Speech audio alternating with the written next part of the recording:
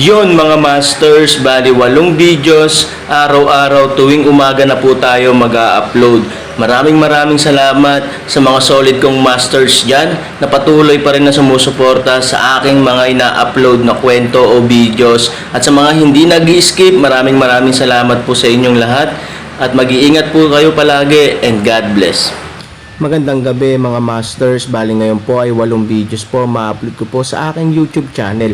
Tama nga mga masters, 8 videos nga po ma-upload ko. Yon, what's up mga masters? Nandito na naman tayo sa panibagong araw, panibagong kabanata na naman ang pagsasama-samahan natin ngayon guys.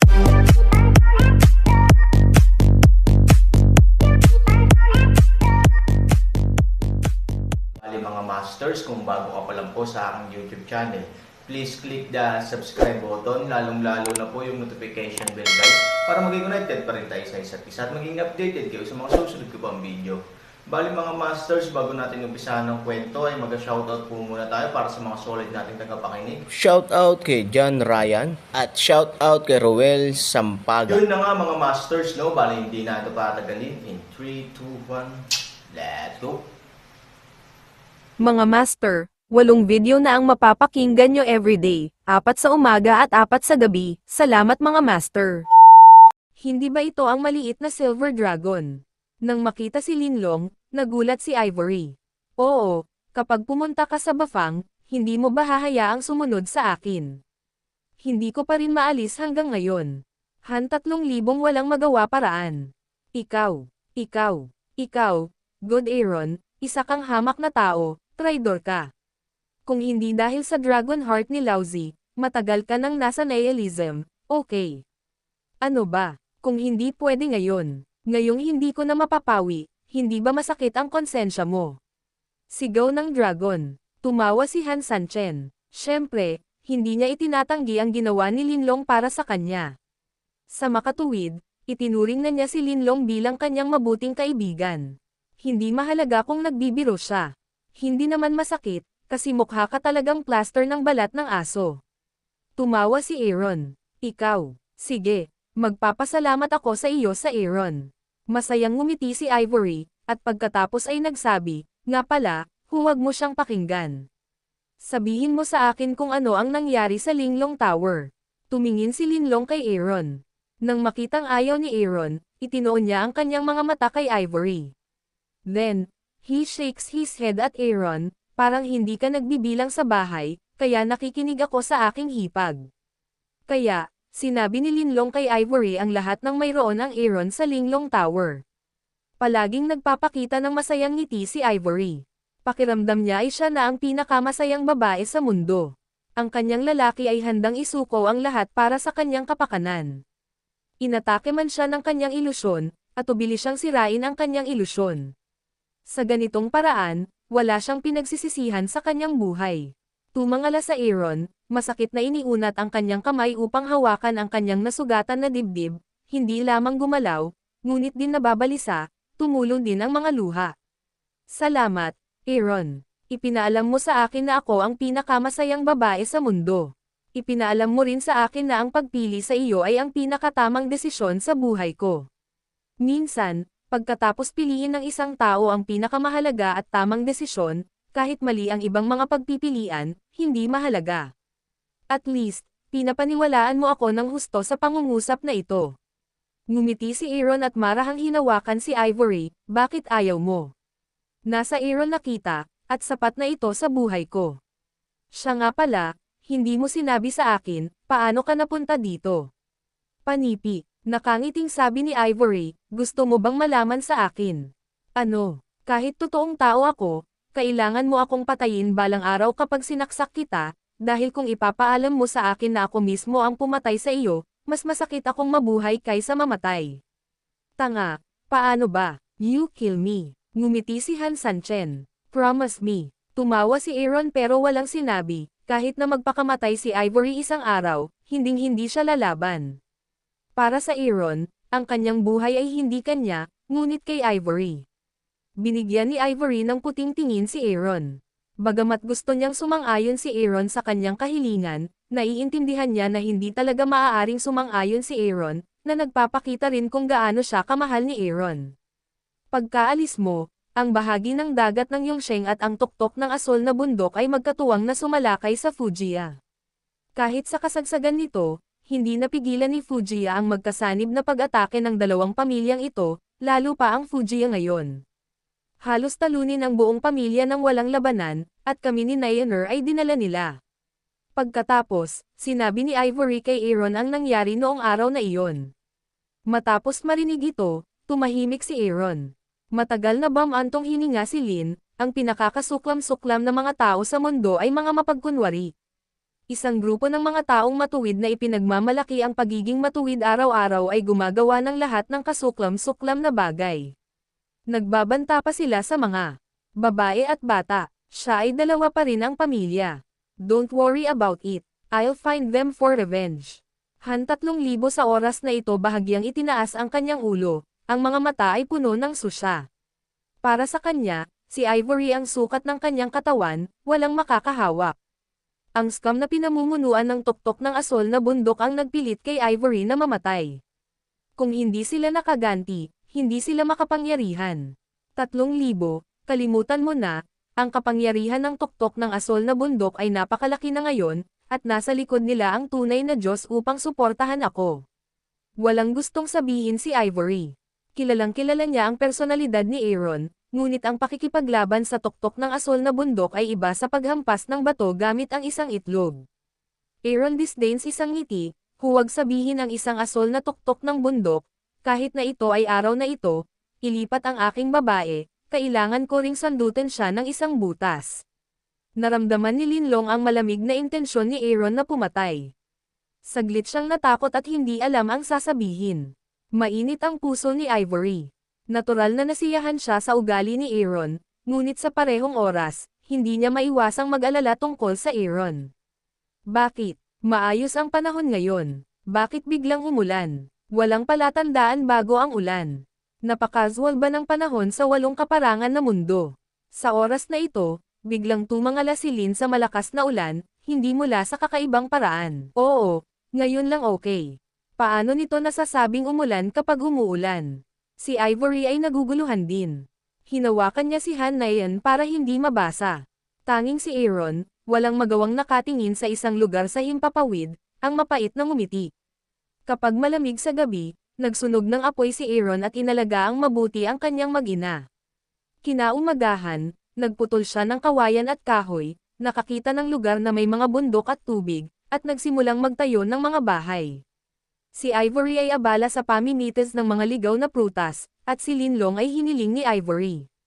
Ang tangtang dragon ay kinuha bilang cormorant at nahuli ng isda sa tubig.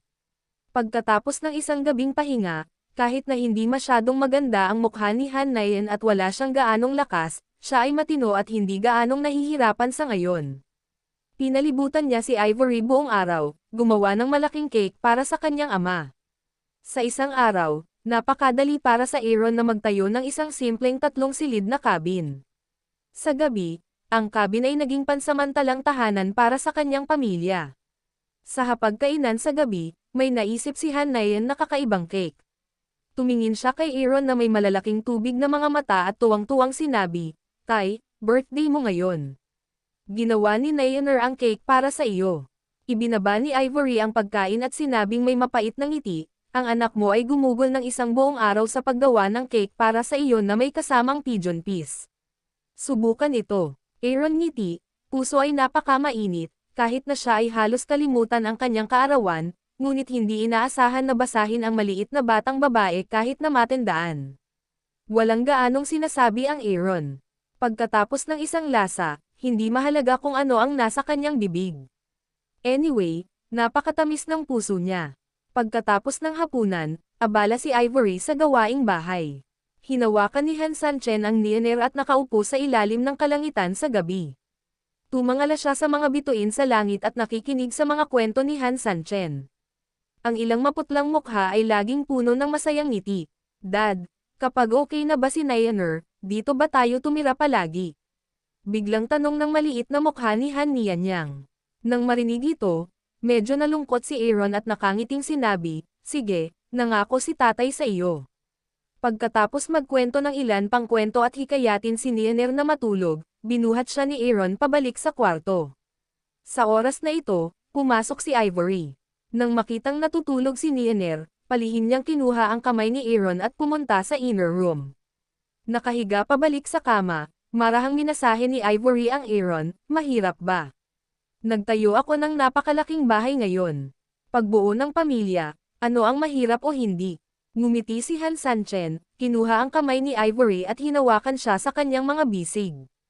Nawawala siya sa pagmumuni-muni. Tingnan ang Aaron ay hindi nagsasalita, Ivory alam, Aaron ay iniisip kung paano umalis dito. Huwag mo akong masyadong eye pressure. Kung tutuusin, ang pinakamalaking hiling ko sa buhay ko ay ang mamuhay kasama ka sa kapayapaan sa mundo. Kaya, sa katunayan, hindi mahalaga kung hindi tayo makakalabas. Sino sinabi niyan? Iba ang oras dito sa mundo ng lahat ng direksyon, kaya paano tayo mabubuhay ng matatag sa loob ng ilang dekada? Aaron's hand at mahinang sabi. Aaron alam, ang mga salitang ito ay Ivory sa kanilang sarili, maaari silang mabuhay ng mahabang panahon ng paglilibang at matatag na oras, at pagkatapos, pinapanood ang kanyang anak na babae kaya masakit na kamatayan sa harap niya. Si Han Nayan ay ipinanganak na may miserableng buhay. Marami siyang naranasan na paghihirap sa murang edad. Kung kailangan niyang mamatay ng ganito, paano kaya ang ginhawa ni Aaron, isang ama, sa kanyang buhay? At saka, ang mga nanakit kay Nianer at Ivory, siya Aaron ay hindi naghiganti.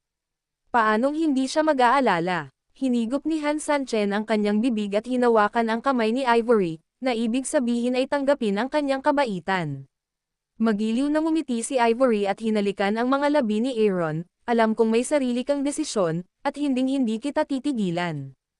Ang magagawa ko lang ay suportahan ka. Ang halik na ito ay isang gantimpala. Halika na. Wala na bang ibang reward? Han 3,000 baji bibig, ibig sabihin ay hindi sapat. Hindi, ganyan ka ba sa mod? Kalsada ng Ivory. Pinatahimik mo ako, kaya kailangan kong kumain ng baboy kung gusto kong mabuhay. Aaron, natigilan si Ivory. Matapos niyang maunawaan ito, bigla siyang nagkaroon ng bagyo ng pear blossom at sinuntok ang Aaron, naghahanap ako ng kamatayan. Sino ang sinasabi mong baboy? Sa maikling panahon, nagmula sa maliit na bahay na gawa sa kahoy ang tawanan ng dalawang tao.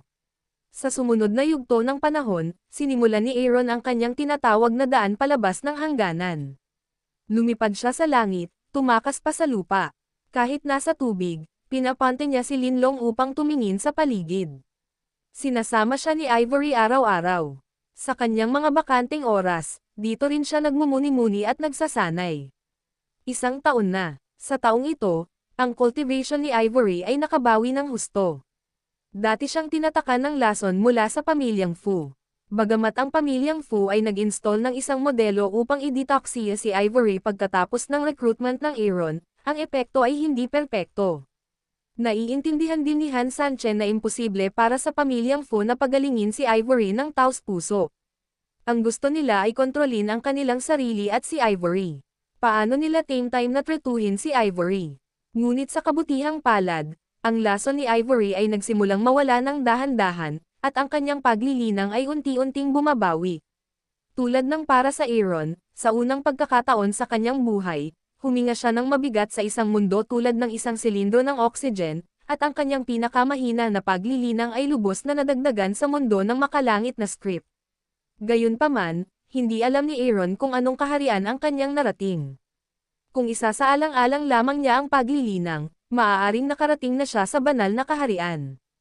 Ngunit ang banal na lupain ng Aaron ay halos iba sa ibang tao, dahil siya ay isang ordinaryong estado ng kaliwanagan sa simula, at pagkatapos ay maaari siyang tumalon sa ilang mga antas upang makipaglaban sa ibang mga tao sa kungtong.